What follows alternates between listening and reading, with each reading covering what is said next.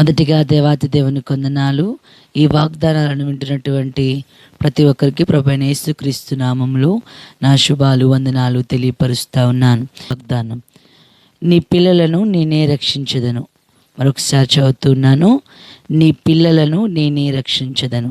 యెషయా గ్రంథము 49వ అధ్యాయము 25వ వచనం.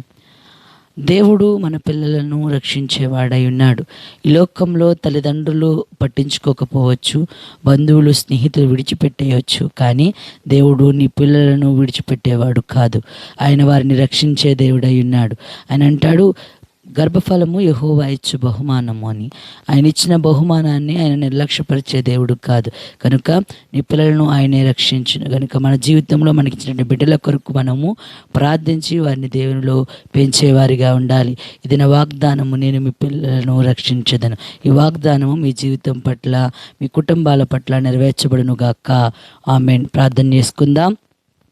పరిశుద్ధుడును ప్రేమమయుడు మా యేసయ్య, మీకు వందనాలు తండ్రి. ఈ దినము మీరు మాకు ఇచ్చినటువంటి వాగ్దానమును బట్టి వందనాలు. నీ పిల్లలను నేనే రక్షించదనని వాగ్దానం చేశావు.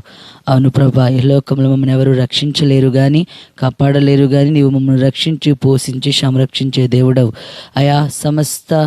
ప్రతి ఒక్కరిని, లోకంలో ఉన్న ప్రతి బిడ్డను మీరు జ్ఞాపకం చేసుకుని దీవించి రక్షించి కాపాడండి అయా. మమ్మల్ని కూడా మీరు జ్ఞాపకం చేసుకుని ఈ దిన వాగ్దానం మా జీవితం పట్ల నెరవేర్చి కాపాడమని నజరేయుడైన మా ప్రియ రక్షకుడునైనా యేసుక్రీస్తు నామమున అడిగి వేడుకుని పొందుకొనుచు నాము తండ్రి.